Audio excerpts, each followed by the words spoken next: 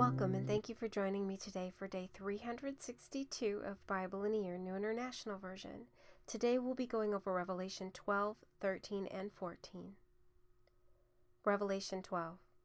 A great sign appeared in heaven, a woman clothed with the sun, with the moon under her feet and a crown of 12 stars on her head. She was pregnant and cried out in pain as she was about to give birth. Then another sign appeared in heaven, an enormous red dragon with 7 heads and 10 horns and 7 crowns on its heads. Its tail swept a third of the stars out of the sky and flung them to the earth. The dragon stood in front of the woman who was about to give birth, so that it might devour her child the moment he was born. She gave birth to a son, a male child, who will rule all the nations with an iron scepter, and her child was snatched up to God and to his throne. The woman fled into the wilderness to a place prepared for her by God, where she might be taken care of for 1,260 days. Then war broke out in heaven. Michael and his angels fought against the dragon, and the dragon and his angels fought back. But he was not strong enough, and they lost their place in heaven. The great dragon was hurled down, that ancient serpent called the devil, or Satan, who leads the whole world astray. He was hurled to the earth, and his angels with him. Then I heard a loud voice in heaven say, "Now have come the salvation and the power and the kingdom of our God, and the authority of his Messiah. For the accuser of our brothers and sisters, who accuses them before our God day and night, has been hurled down. They triumphed over him by the blood of the Lamb and by the word of their testimony. They did not love their lives so much as to shrink from death. Therefore rejoice, you heavens, and you who dwell in them. But woe to the earth and the sea, because the devil has gone down to you. He is filled with fury, because he knows that his time is short." When the dragon saw that he had been hurled to the earth, he pursued the woman who had given birth to the male child.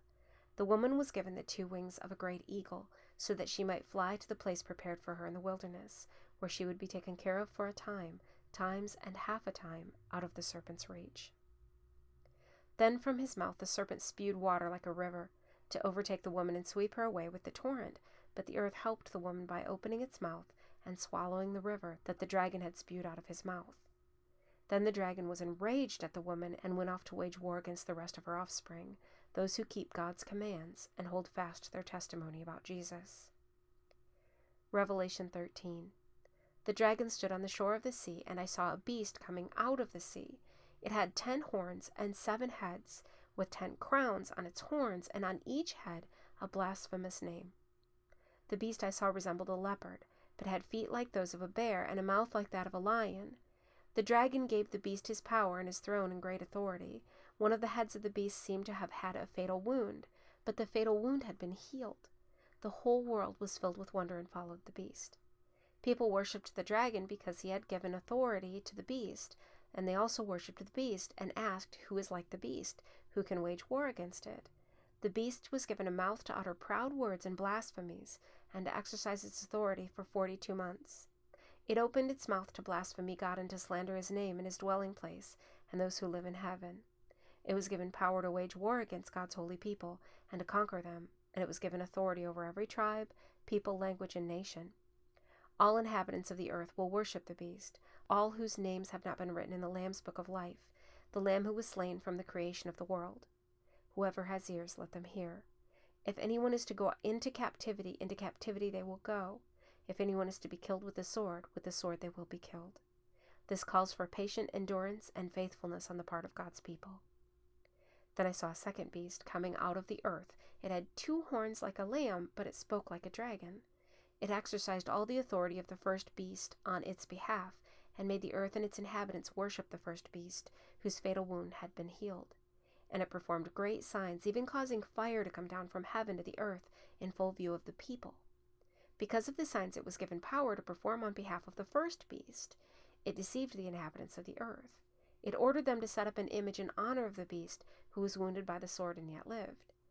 The second beast was given power to give breath to the image of the first beast, so that the image could speak and cause all who refused to worship the image to be killed.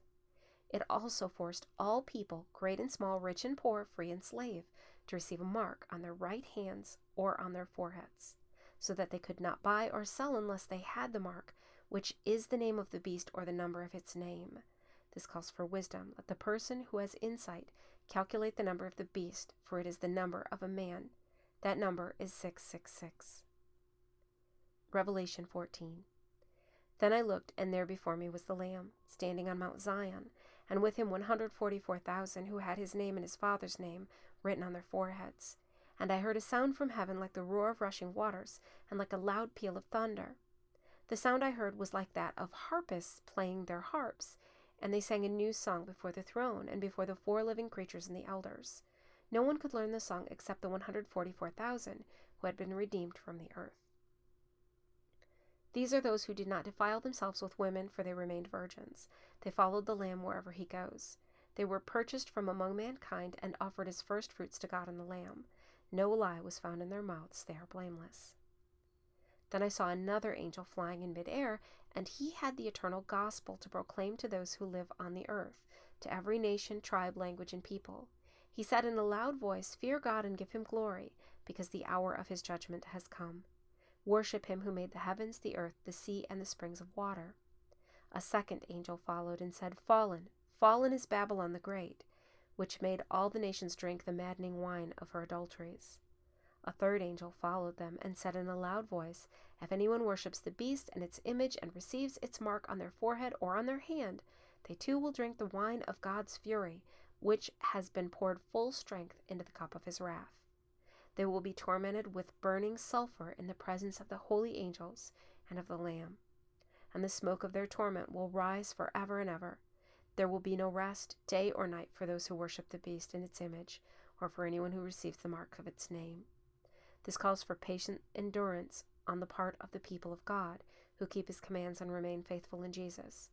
Then I heard a voice from heaven say, "Write this, Blessed are the dead who die in the Lord from now on. Yes, says the Spirit, they will rest from their labor, for their deeds will follow them." I looked, and there before me was a white cloud, and seated on the cloud was one like a son of man, with a crown of gold on his head and a sharp sickle in his hand. Then another angel came out of the temple and called in a loud voice to him who was sitting on the cloud, "Take your sickle and reap, because the time to reap has come, for the harvest of the earth is ripe." So he who was seated in the cloud swung his sickle over the earth, and the earth was harvested. Another angel came out of the temple of heaven, and he too had a sharp sickle. Still another angel, who had charge of the fire, came from the altar and called in a loud voice to him who had the sharp sickle, "Take your sharp sickle and gather the clusters of grapes from the earth's vine, because its grapes are ripe." The angel swung his sickle on the earth, gathered its grapes, and threw them into the great winepress of God's wrath. They were trampled in the winepress outside the city, and blood flowed out of the press, rising as high as the horses' bridles for a distance of 1,600 stadia. Thank you for joining me today for day 362 of Bible in a Year, New International Version. I look forward to seeing you tomorrow for day 363.